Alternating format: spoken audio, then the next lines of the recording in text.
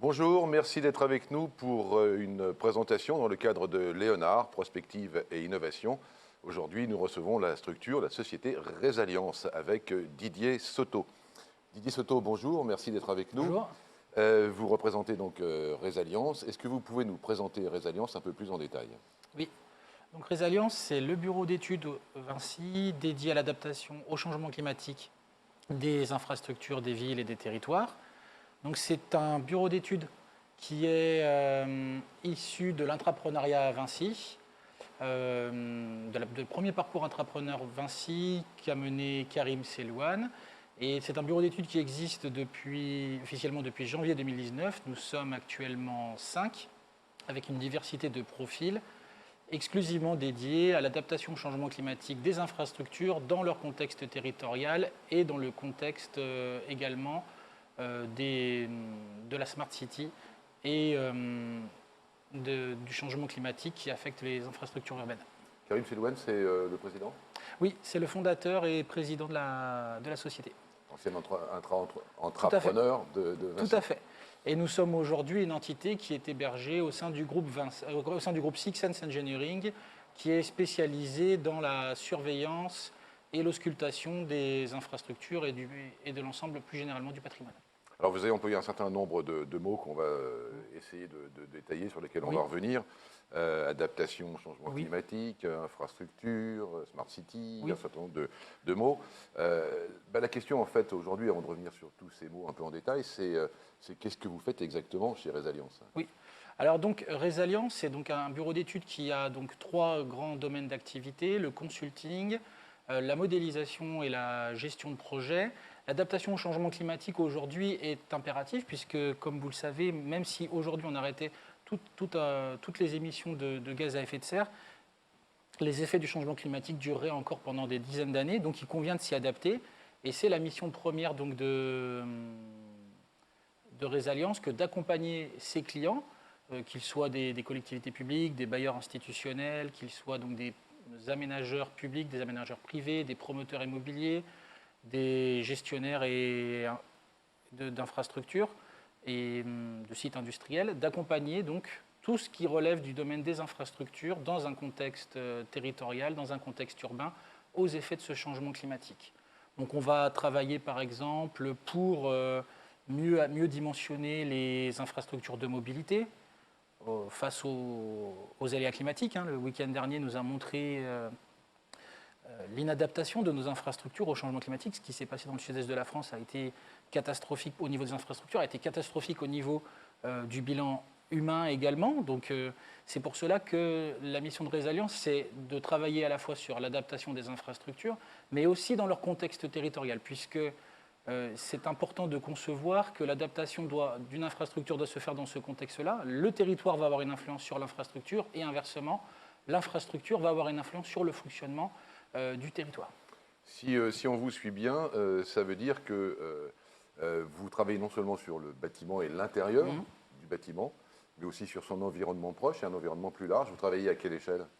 Alors tout dépend en fait de l'objectif de l'étude.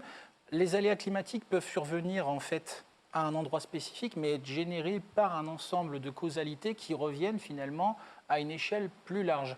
Et il faut aussi raisonner de manière à concevoir les impacts multiples des aléas. C'est-à-dire qu'on peut avoir un impact sur une infrastructure, sur son fonctionnement, alors qu'elle soit un bâtiment ou une infrastructure de mobilité, les infrastructures d'un point de vue général. Mais ce qu'il faut concevoir, c'est qu'elle peut être affectée à un endroit et voir son fonctionnement perturbé parce qu'en fait, il y a eu un aléa climatique qui est survenu peut-être à 100 km de l'infrastructure, mais notamment dans le cas des infrastructures de mobilité, des infrastructures linéaires, il peut y avoir un phénomène de réaction en chaîne d'une série de dysfonctionnements qui vont perturber un territoire, une infrastructure. Et donc, cette analyse doit être multiscalaire. Elle doit se faire au niveau de l'infrastructure et d'un contexte territorial qui peut être autour de l'infrastructure comme bien plus largement éloigné de l'infrastructure. Alors, vous disiez multiscalaire. Oui.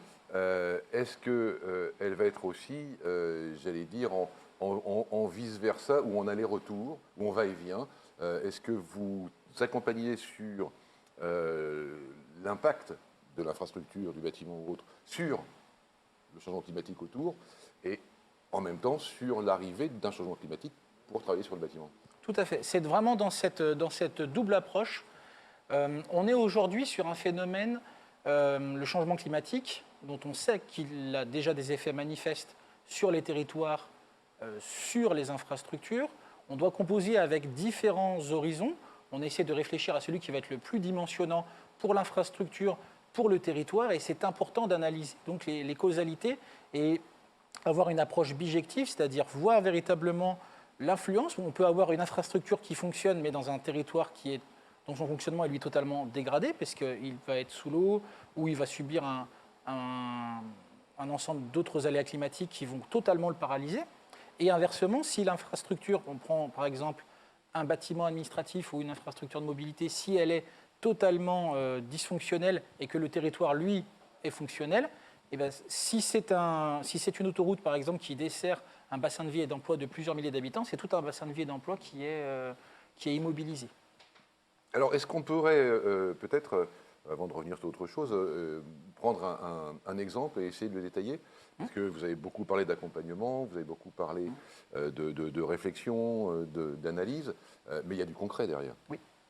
Bon, on peut prendre l'exemple, notamment dans le cadre du BIM-World, d'une étude que nous avons réalisée pour Vinci Immobilier, dans le cadre de la construction du village olympique. Donc, Saint-Denis accueille les JO en 2024, et donc un village olympique va se construire à proximité de la Seine. On est dans un contexte hyper urbain, caractérisé par des fortes chaleurs urbaines. L'idée de la société de livraison des ouvrages olympiques, c'est de pouvoir avoir des bâtiments exemplaires en termes d'atténuation des changements climatiques, mais aussi d'adaptation. Et un des phénomènes qui survient en ville, ce sont les fortes chaleurs urbaines. Et donc, Résalliance a réalisé une étude pour Vinci Immobilier pour quantifier le phénomène d'îlots de chaleur actuel et futur, puisque c'est aussi ça qui est intéressant à prendre en compte dans l'expertise qui est celle de Résalliance, c'est qu'on se focalise à la fois sur une analyse de l'existant, mais une analyse également de l'existant dans un contexte de changement climatique. Le contexte, il y a donc le groupement des experts intergouvernementaux sur le climat qui évalue différents scénarios climatiques. Et donc nous avons évalué le scénario le plus dimensionnant et quantifié ce phénomène d'îlot de chaleur, c'est-à-dire quel surplus de chaleur, quel impact sur le confort thermique extérieur. Et nous avons évalué également l'impact des solutions de rafraîchissement qui ont été mises en œuvre. Dans le cadre de cette étude, c'était la quantification du projet paysager. On sait qu'aujourd'hui, la nature est une des solutions pour rafraîchir les villes dans un contexte d'îlots de chaleur. Il en existe plusieurs. Et dans le cadre de cette étude, nous avons donc procédé à une analyse donc, des données BIM du projet immobilier.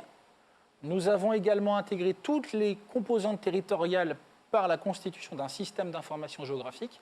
Nous avons réalisé la convergence de ces données SIG et BIM pour arriver à comprendre le rôle du projet immobilier dans son contexte territorial et l'influence qu'il a pour atténuer, dans sa configuration actuelle et par rapport au projet paysager envisagé, d'atténuer ce phénomène d'îlot de chaleur. Donc nous avons réalisé des études à l'échelle véritablement de l'îlot, du bloc paysager, et quantifié l'impact de chaque bloc paysager.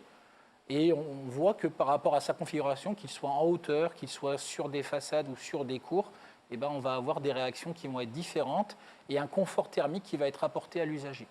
Alors, vous faites effectivement des études en vous appuyant, quand ça existe, sur les maquettes numériques, sur les maquettes BIM. Ça, c'est pour vous hyper important. Est-ce que vous allez jusqu'à la préconisation de solutions? Bien sûr. L'idée de Résalliance, c'est de participer à l'ensemble de la chaîne de valeur par rapport à une solution en lien avec l'adaptation au changement climatique. On intervient à toutes les phases du cycle de vie de l'infrastructure, depuis sa conception jusqu'à sa maintenance. Et l'idée, c'est d'être prescripteur de solutions. On peut l'être, là dans ce cas-là, c'était l'évaluation d'une solution, mais on peut prescrire des solutions. On le fait pour l'ensemble de nos clients, que ça relève de solutions typiquement en lien avec les revêtements, les matériaux, ou bien en lien avec aussi le fonctionnement, les comportements des usagers. On va même jusqu'à du renforcement de capacité, parce qu'on sait qu'aujourd'hui, une des clés de l'adaptation au changement climatique, c'est véritablement d'aller dans l'accompagnement aussi des usagers, des riverains, des habitants, dans une adaptation des comportements. Ah oui, parce que là, on a beaucoup parlé de bâtiments, on a beaucoup parlé d'infrastructures, mais on n'a pas parlé de l'humain. Tout à fait. Et c'est l'humain qui vit dans ces infrastructures et bâtiments. Et donc, il y a bien cette double approche qui fait partie de notre cœur de métier, adapter les infrastructures pour un meilleur confort, pour une meilleure sécurité et pour un maintien de l'usage direct et indirect de l'infrastructure. Donc, c'est vraiment cette double approche et évidemment le souci premier de maintenir la... Alors, ça dépend évidemment des aléas climatiques. Dans le confort, dans les fortes chaleurs urbaines, on sait qu'il y a un impact sanitaire qui est important. Donc, on va travailler sur la dimension confort. Mais dans la gestion des risques naturels comme l'inondation, c'est aussi la sécurité de l'usager qui est primordiale. Concrètement, finalement, comment ça se passe? Je peux avoir une idée de bâtiment. Oui. Je l'ai déjà dessiné, mise en œuvre. Par contre, je n'ai pas réfléchi à ça. Je viens vous voir. Et puis, vous me préconisez des solutions. Vous me dites, OK, d'accord, vous devriez faire comme ça. Oui, c'est exactement ça. On va, à partir du projet immobilier, on peut donc analyser différents types de maquettes, c'est-à-dire que on l'a vu notamment pour différents projets sur lesquels nous avons travaillé. On a testé par exemple plusieurs solutions architecturales, plusieurs solutions en termes de variation de la géométrie des formes urbaines, de manière à voir celles qui sont les plus facilitantes pour l'écoulement urbain. Si on reprend toujours l'exemple de la chaleur urbaine, un des points très importants sur lesquels doivent s'adapter les villes, c'est faciliter la circulation de l'air pour favoriser aussi le rafraîchissement. Donc on peut voir si le bâtiment favorise cette ventilation naturelle. On peut aussi être prescripteur de solutions de revêtement. On sait qu'aujourd'hui, au sein du groupe Vinci, notamment, il existe différentes solutions innovantes de revêtement de façades, notamment, de revêtement de chaussées. Et donc, on peut être aussi prescripteur de ces solutions-là, alors Vinci ou autre, mais l'idée, c'est être aussi prescripteur de solutions innovantes dont on va pouvoir évaluer les bénéfices dans la phase directement de conception du bâtiment. Alors, ou de l'infrastructure plus généralement. Vous disiez Vinci ou autre, alors imaginons que je sois autre, oui. À partir de quelle taille vous allez intervenir? Si j'ai, je ne sais pas, un bâtiment qui fait 200 logements, je peux faire appel à vos services? Oui, tout à fait.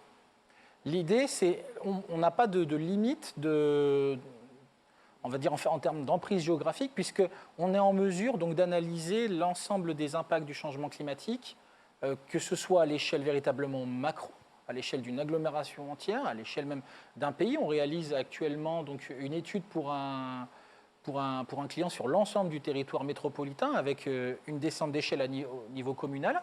Donc on a cette capacité à aller vraiment sur une approche nationale, comme une approche régionale, comme une approche extrêmement locale. Et c'est bien aussi la jonction de ces trois niveaux d'échelle qui est importante pour arriver à comprendre la granulométrie du changement climatique. Oui, parce que tout s'interfère et tout joue, les facteurs jouent les uns sur les autres et font un système de cascade, mais aussi dans l'autre sens de remontée. Exactement. Alors, comment est-ce que vous voyez l'avenir, en quelques mots, autour de ce développement et de la prise en compte, j'allais dire, du changement climatique? On voit qu'aujourd'hui, malgré toutes les injonctions à la réduction des émissions de gaz à effet de serre, les scénarios envisagés donc, par les experts montrent qu'on va vers le scénario le plus pessimiste. Et quand bien même on essaie de se fixer un objectif de réduction à 1,5 degré de la température globale, on sait que c'est un objectif qui est à l'heure actuelle ambitieux. Donc il y a une nécessité d'adaptation de plus en plus forte et des problématiques de plus en plus croissantes. Je reviens sur l'exemple de ce week-end, de ce qui s'est passé dans le sud-est de la France. On voit là des aléas climatiques atteindre des niveaux d'intensité très élevés. On voit aussi que nos infrastructures, nos territoires ne sont pas forcément préparés. Et donc, c'est un impératif aujourd'hui que d'accompagner l'ensemble des acteurs publics et privés de l'aménagement, de la construction dans ces logiques d'adaptation au changement climatique. Donc, c'est un impératif. Merci, Monsieur Soto. Merci beaucoup. Pour toutes ces informations. Voilà, c'était la présentation du bureau d'études Résilience dans le cadre de Léonard, prospective et innovation. Merci de nous avoir suivis. Merci.